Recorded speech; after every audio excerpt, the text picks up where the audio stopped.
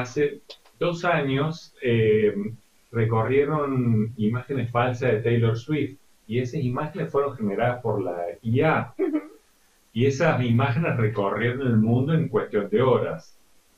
Y ese caso es como que mostró que hasta entonces algo que parecía más de ciencia ficción, hoy que una computadora que pueda crear imágenes, videos tan realistas, es como que es preocupante, ¿no? Tal cual. Y esa preocupación se sumó hace poquito en Argentina también, porque actores como Ricardo Darín y Guillermo Francella participaron de una campaña como para reclamar una regulación de la IA. La preocupación es evidente porque este tipo de tecnología ya permite replicar voces, gestos y bueno, sin ningún tipo de autorización, ¿no? Tal cual. Entonces, cabe preguntarse, o mejor dicho, hacer un llamado de atención de, che, la IA está transformando el entorno digital a una velocidad impresionante. Bueno, entonces ahí es donde uno se pregunta, ¿quién responde cuando una imagen falsa se viraliza? Exactamente, sí. Hay muchas preguntas en Hay base a muchas eso. preguntas para hacerse. ¿Qué pasa cuando se utiliza la voz de una persona sin su consentimiento? Tal cual, tal cual. ¿Sí? Entonces, para estos temas, hoy nos acompaña el abogado Pablo Salas. Bien, contanos, si querés, brevemente quién es Pablo Salas. Dale. Pablo Salas es un abogado especialista en Derecho Corporativo Internacional, Compliance y Derecho Digital. Realizó una maestría en Derecho Corporativo y Medios Digitales en la Loyola Law School de Los Ángeles, Estados Unidos, donde se graduó con altos honores. Es fundador de Pablo Salas Law International Legal Compliance y ha trabajado en posiciones de liderazgo jurídico para empresas multinacionales en América Latina. Además, dirige los posgrados en Compliance y Derecho Digital de la Universidad Católica de Córdoba. Su especialidad son los desafíos legales que plantean las nuevas tecnologías, la protección de datos y la inteligencia artificial. Pablo, ¿cómo andas? El gusto de saludarte. ¿Cómo están, chicos? ¿Todo bien? Espero que muy bien por allí. Un gusto. ¿Qué tal? Un gusto, Pablo. Bueno, con esta introducción que nos hizo Gustavo, nos empezamos a preguntarnos y a cuestionarnos ya varias cosas. Y bueno, nos parecía como importante ver el tema de, en sí mismo, si te parece, arrancar cuando hablamos de derecho digital. ¿A qué se refiere con eso?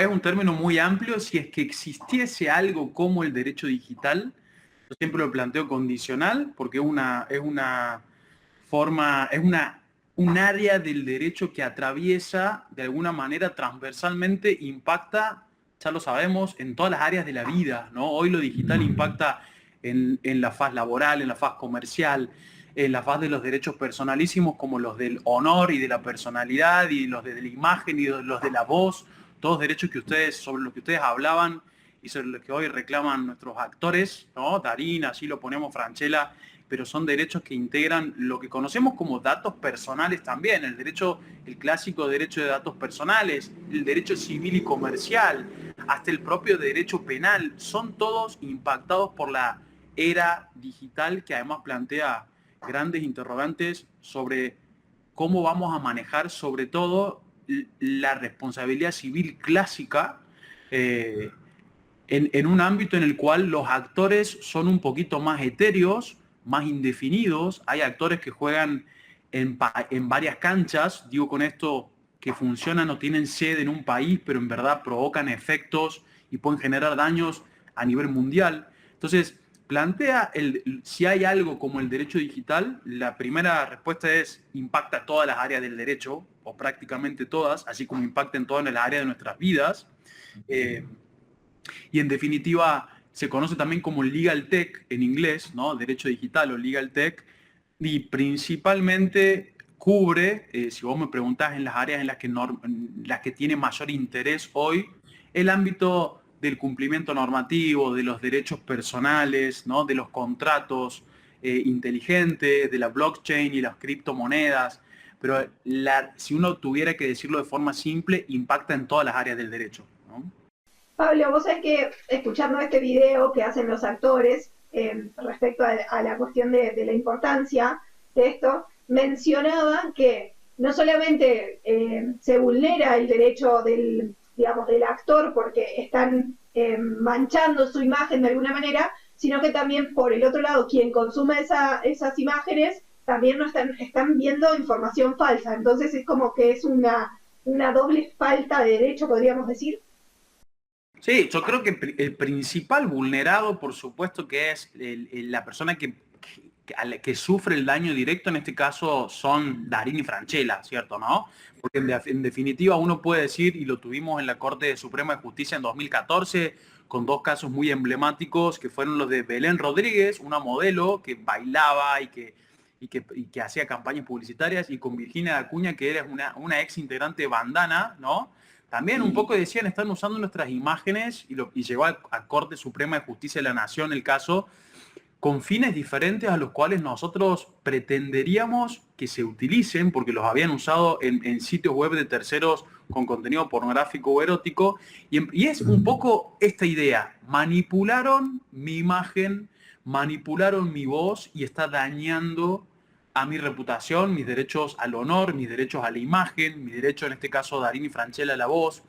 Entonces, los primeros perjudicados son, en este caso, los actores, los artistas, las figuras públicas, sin dudas, pero también desde el lado del público uno puede pensar en otro derecho, que es el derecho al acceso a la información, y a que esa información sea verídica, cierta, y allí también entraría, por ejemplo, la primera pregunta es: ¿qué actor, qué sujeto llevó adelante la práctica corrupta, la práctica ilegal, ¿no?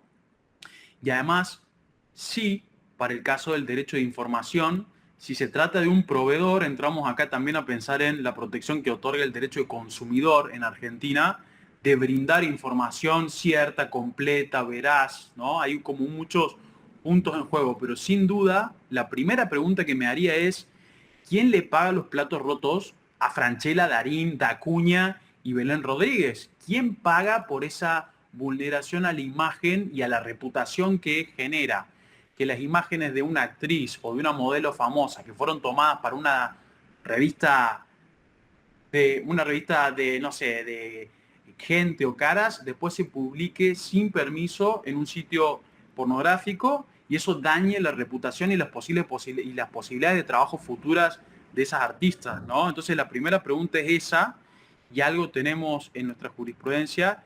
Y después, por supuesto, de cara al público, allí te diría que las respuestas son un poco más difíciles, y es más difícil el control que podamos hacer, porque de alguna forma, y para sintetizar en dónde estamos parados hoy a nivel de soluciones legislativas, si bien no tenemos en Argentina una ley que regule la fake news, no hay, ¿sí? Y hay pocos antecedentes a nivel mundial.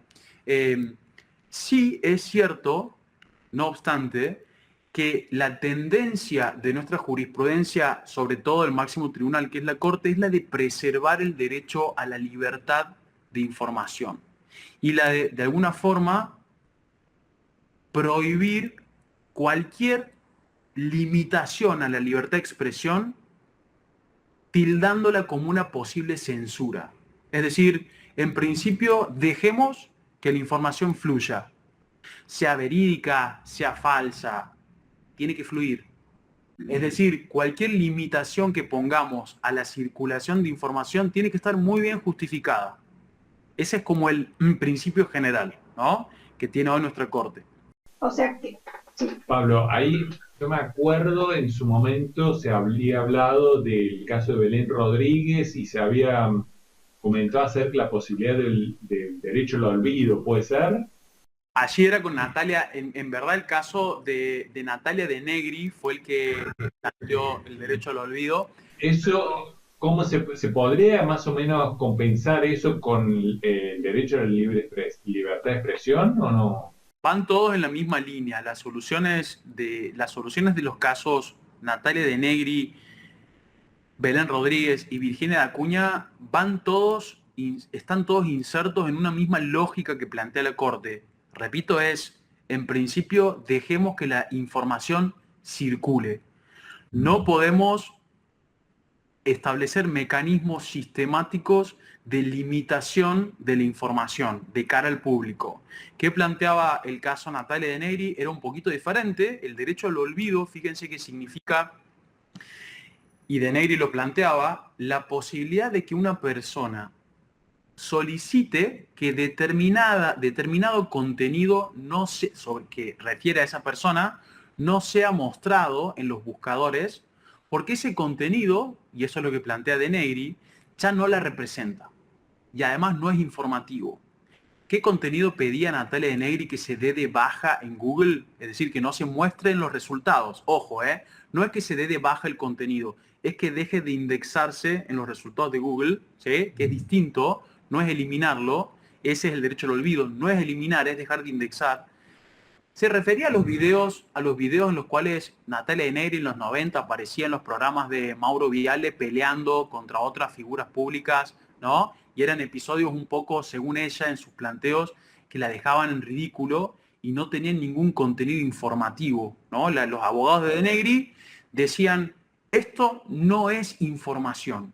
Esto hoy, 30 años después, no tiene contenido informativo, simplemente cumple digamos, quien visualiza estos videos tiene un objetivo de generar morbo y reírse del ridículo en este caso de la actora, ¿no? Entonces le pide a los tribunales, y de hecho resultó victorioso el pedido hasta la instancia de Cámara, y todos pensamos que Argentina iba a sancionar cuando llegue a Corte el derecho del olvido, y no fue así. La Corte Suprema lo dio vuelta y dijo, acuérdense lo que dije en Rodríguez y en Dacuña, acá no hay limitación a la libertad de expresión, no puede haberla, sistemáticamente no. Y dice la Corte muy simple, porque aun cuando ponga en ridículo a la actora, aun cuando la actora haya cambiado su estilo de vida, y de hecho Natalia De Negri se convirtió en una exitosa empresaria audiovisual, por eso esto le perjudicaba, ¿no? Aún así, no tienen la facultad de decidir que esos videos no son información.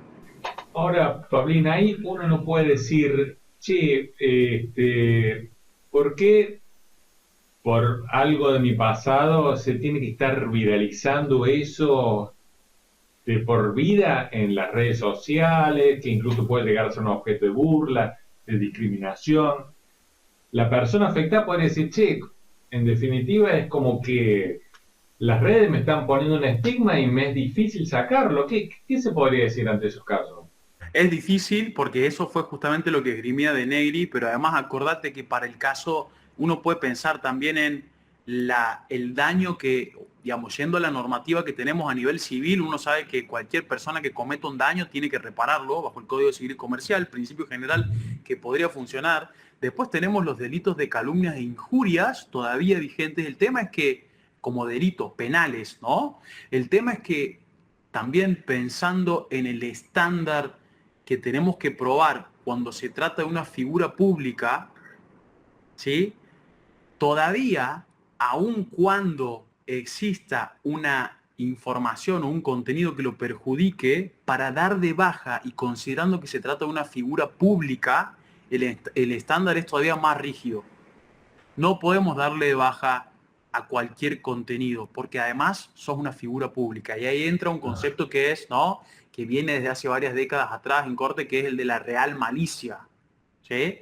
En verdad hubo una intención de provocar daño o una negligencia consciente de que se iba a provocar cuando se generó esto. Y uno podría así, además... Si podés explicar cómo sería negligencia consciente, ¿cómo sería eso? Sabías que iba a provocar daño y no hiciste nada, ¿no? En inglés está está pisando la línea, está pegado a la intención casi, ¿no? En inglés, los anglosajones le llaman el reckless disregard. No te importó, sabías que ibas a generar un daño y no te importó, ¿sí? No es idéntico al dolo, es decir, intención directa, pero es primo hermano, vamos a decirle así, ¿no? Entonces, de alguna forma lo que podemos pensar hoy es, y lo que se pide en estos casos es, bueno, ¿qué tendría que haber hecho, por ejemplo, Virginia Rodríguez o Belén Rodríguez o Virginia Acuña para que esa información que ellas consideran que daña su reputación o su honor no se indexe más en Google? ¿Cuáles son los mecanismos de denuncia? Primera pregunta. Segunda pregunta, ¿es Google, y en este caso también era Yahoo, otro de los demandados, responsable de pagar daños ante ese derecho al honor vulnerado, pensando sobre todo que en verdad las páginas que mostraban el contenido no fueron generadas por Google ni por Yahoo, ¿se entiende? Eran páginas generadas por terceros. Entonces, ¿qué responsabilidad le cabe al proveedor que es un buscador, un mero motor de búsqueda, ¿no? Entonces, son todas preguntas que se abren. O sea, se podría haber hecho juicio tal vez a quien produjo esas imágenes y no tanto así a Google y a Yahoo. Seguramente el interés iba, sobre todo, pensémoslo en términos prácticos, vos demandás a Yahoo y a Google porque estás buscando también la billetera que seguramente va a ser la más importante, ¿no? En términos procesales también, mientras que el tercero, si es que lográs identificarlo, va a ser un proceso más largo y más complejo, pero sin duda que el responsable directo acá es ese tercero que fue el diseñador de esa página web, así es. Pablo, volviendo al tema de la inteligencia artificial, vamos a un caso simple, como para que la gente que está del otro lado lo entienda. Se generan imágenes falsas de, suponete, nosotros dos, y se empiezan a viralizar. La gente ya del pueblo lo empieza a ver y son, realmente no son creadas por nosotros, tal vez lo creó un tercero a través de, por ejemplo, ChatGPT, que es por ahí la inteligencia artificial que más usamos. ¿Cuál sería el paso judicial que nosotros tendríamos que tener en primera instancia para decir, bueno, a ver qué hacemos con esto para que no se expanda más? Acá, de nuevo, el estándar es, pensemos que aun cuando la información sea falsa y aun cuando hayas tenido un derecho al honor o a la reputación vulnerado, vamos a tener graves inconvenientes para poder limitar la circulación de la información. El principio sigue siendo el mismo, ¿se entiende? Entonces, sea una mala utilización de la voz, de la imagen, una noticia falsa que no tiene que tener voz ni imagen, sino que decimos que alguien, ¿no? Cometió un delito y no es verdad, fue infiel y no es verdad, ¿sí?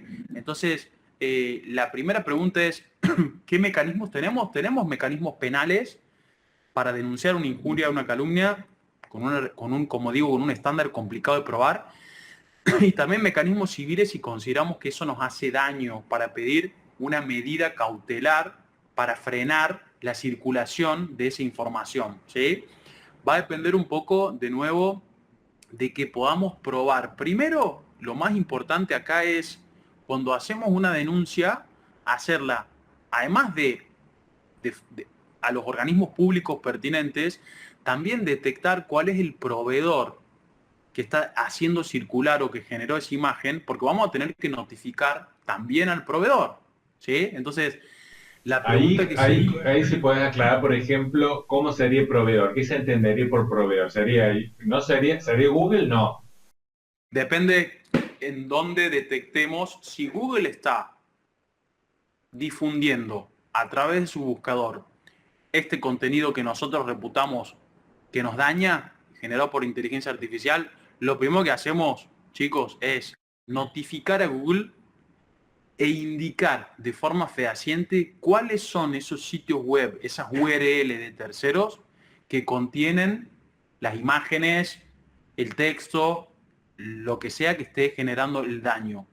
¿Sí? Es un requisito, y así lo ha dicho la Corte Suprema, que nosotros podamos identificar exactamente y precisamente cuál es el contenido en las páginas de los terceros que provoca el presunto daño. Si nosotros decimos, den de baja todo el contenido que me hace daño, den de baja todas mis imágenes generadas con inteligencia artificial, el buscador no va a hacer nada y no va a ser responsable además. ¿Saben por qué? Porque ni Google, ni Yahoo, ni ningún motor de búsqueda es responsable directamente de hacer un control activo de páginas de terceros, dice la Corte.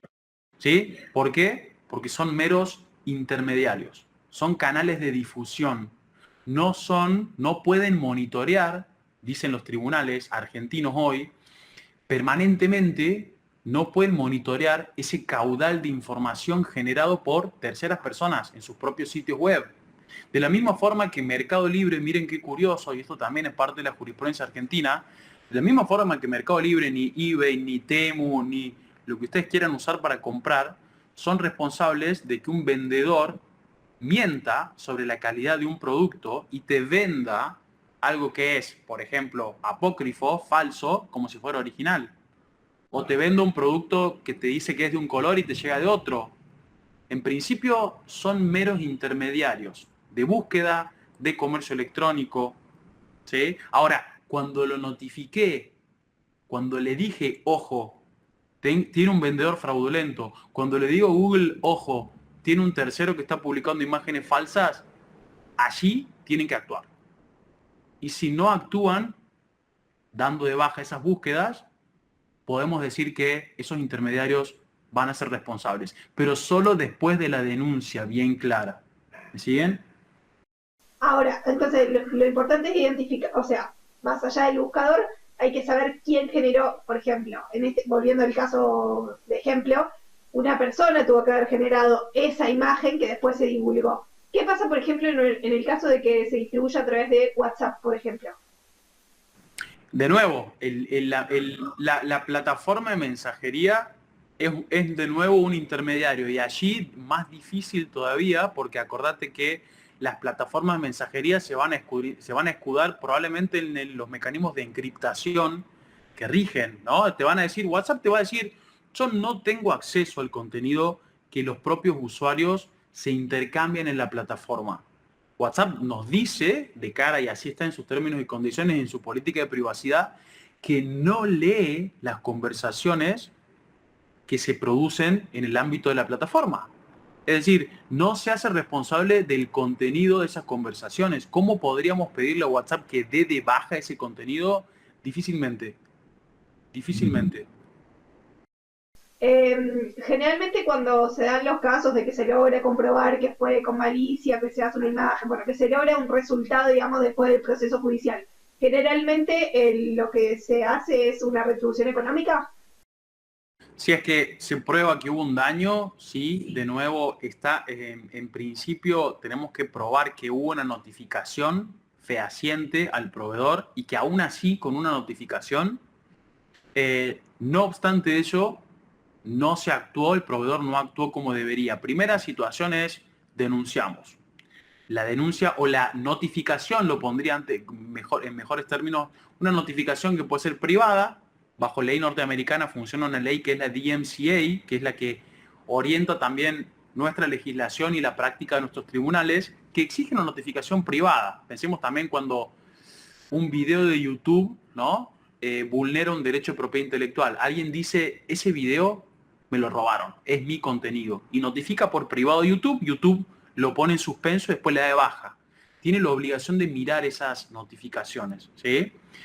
Segundo caso, la Corte también lo dice, es cuando, sobre todo en el ámbito del comercio electrónico, vemos alguna falsedad en un producto, hacemos una notificación y también pensemos en el caso del comercio electrónico en qué tipo de participación ha tenido el proveedor. Esta pregunta es importante. ¿Ha tenido una participación pasiva como mero intermediario? ¿O bien ha tomado un rol activo, por ejemplo, cuando Mercado Libre o las plataformas de e-commerce patrocinan una venta?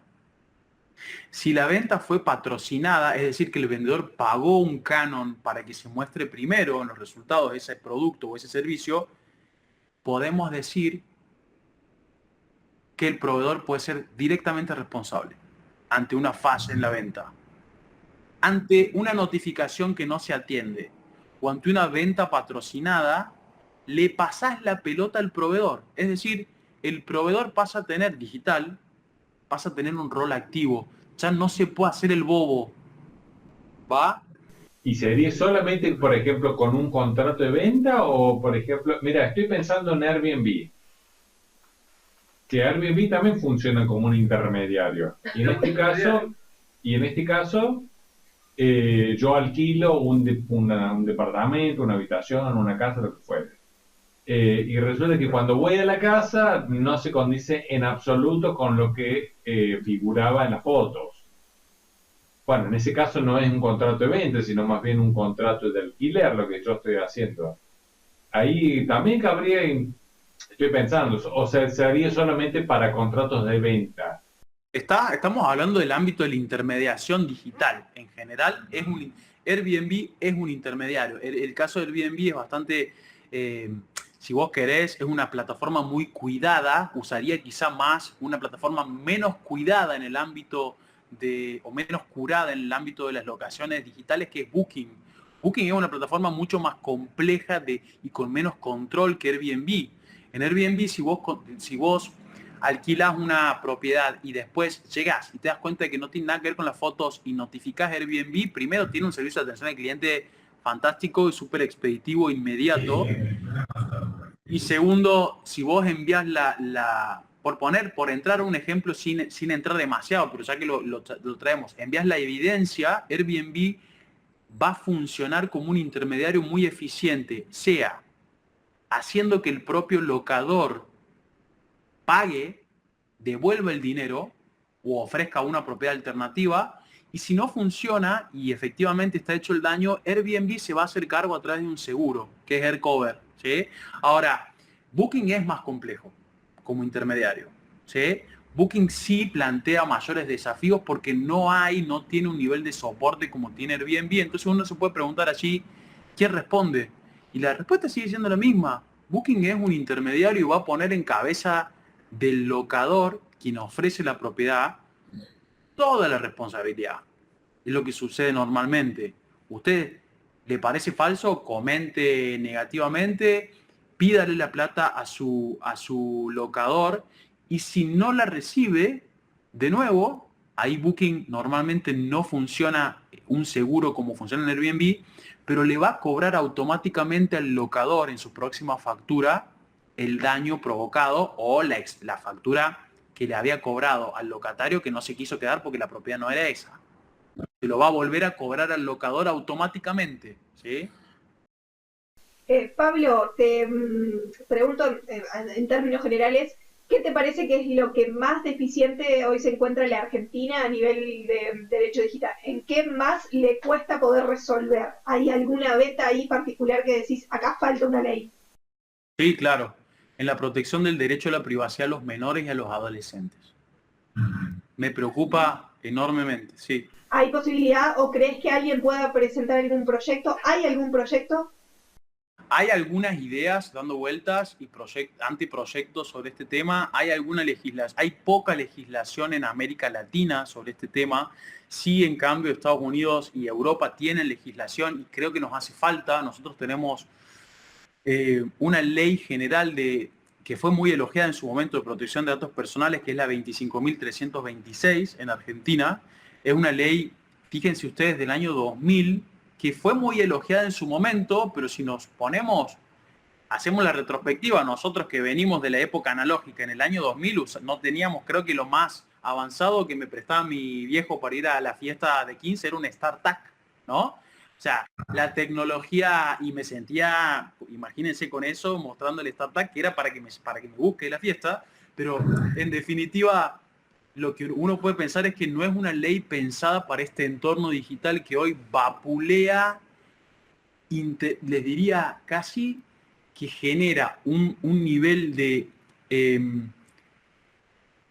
locura informativa que nosotros como adultos, a nosotros nos resulta desafiante. Imagínense para un adolescente o para un niño que todavía no ha logrado, ¿no?, a nivel psicológico, tener las herramientas para filtrar la información verdadera de la falsa. También le genera como además de las exposiciones que son directas a fenómenos como el grooming, que nosotros no lo vivimos en nuestra época, pero hoy les diría que los niños y los adolescentes que están usando redes sociales, es muy fácil que caigan en hay mucho dando vueltas, ¿sí? Es preocupante. Y también como decíamos, la cantidad de información falsa o manipulada que les genera las situaciones de ansiedad, de depresión infantil y adolescente, que son hoy una epidemia, que demandan un tratamiento, además, creo, bajo una ley y también soluciones colectivas. No alcanza, y esto está muy bien dicho en algunas obras que no son legales, son más bien del mundo de la psicología, la psicopedagogía, como la generación ansiosa, los invito a que lo chequen. Las soluciones tienen que ser colectivas. No alcanza con que un papá o con un papá y una mamá le prohíban a su hijo que use teléfono, porque si va al colegio y todos los compañeros usan teléfono, se queda fuera del grupo social. Entonces es una solución que hay que buscar de forma colectiva. Y ahí la ley, no digo que es la única y la exclusiva solución, pero puede ayudar. Y creo que ese, si me preguntan, es el asunto pendiente más urgente que tenemos. Después hay tantos otros, pero eso me parece urgente. Bien. Pablo, si te parece la última y ya más a nivel entrando a lo personal barra profesional es ¿cómo entraste al derecho digital? ¿Cómo entraste a este mundo? ¿Cómo te encontraste? Yo con un celular con tapita, como les contaba. Siendo literalmente, a mí me pasó que no soy un tequi, mucha gente que llega, o que como sabemos con Gustavo, que participamos de muchas propuestas y yo dirijo algunos, además del despacho legal, asesoro empresas digitales, entonces tienden a pensar que uno es un muy ávido de la tecnología o muy pro-tech y yo todo lo contrario, ¿no? O sea, digo que conozco este mundo porque quiero saber cómo usarlo a mi favor y no resultar un esclavo de la tecnología. Y entré al mundo digital con un celular con tapita, me tocó estudiar en el extranjero en la época, yo así me gustaba mucho el derecho empresario toda la vida y entonces cuando estaba haciendo mi curso de especialización en este caso en California, empecé a estudiar los grandes contratos y las grandes fusiones y adquisiciones del mundo empresarial y para mi sorpresa y no tanto agrado, eran todas de empresas tecnológicas. Y todas tenían que ver con entender el negocio tecnológico. Fue la época en la que BlackBerry se caía, fue de la gloria al infierno en muy poco tiempo. Twitter salía a la bolsa y me tocó participar de la oferta pública, la primera de Twitter en 2014. Fue la época en la que Apple salió a comprarse Beats, que son los auriculares, que era una empresa diferente. En la que vimos que Zuckerberg en 2014 se compró WhatsApp, cuando en verdad en Estados Unidos todo el mundo decía, ¿para qué se lo está comprando si quién usa eso? Porque en Estados Unidos nadie usaba WhatsApp todavía y Zuckerberg pagó 18 mil millones de dólares por este servicio que no sabía cómo iba a monetizar. Algo vio. Entonces, pero tuvo que salir a explicárselo hasta su madre, ¿no? Por qué se había comprado. Ese fue el escenario en el cual yo abrí los ojos y dije, tengo que entender esto. Estoy obligado a entender el signo de los tiempos, ¿no? El zeitgeist o the sign of the times es lo digital. No tengo mucha opción más que entenderlo y creo que fue una cuestión más de entender el palo del negocio, por dónde venía del negocio empresarial actual. Y efectivamente los grandes deals que cerramos hoy y en los que participamos, todos tienen un componente digital y muchas veces desatendido. Muchas empresas creen que con copiar y pegar un contrato, con más o menos... Y es un ámbito nuevo y hay que ver qué bemoles tiene, y así entré, ¿no? Quizá empezando a trabajar en el extranjero y después trayendo esa experiencia acá al país. Y ahora estás en Córdoba actualmente. En Córdoba, sí. Trabajamos a nivel país y con despachos en España, en Italia y en Estados Unidos. Tenemos varios corresponsales, y algunos argentinos, gracias a Dios, colegas muy queridos en Nueva York, en California, pero sí hacemos base en el centro del país, en el corazón del país. Pablo, ha sido un enorme placer conocerte y conocer un poco más del mundo del derecho digital. Gracias, Gustavo, por la posibilidad de hacerlo. No, por favor. Y gracias, Pablo, a vos por la entrevista.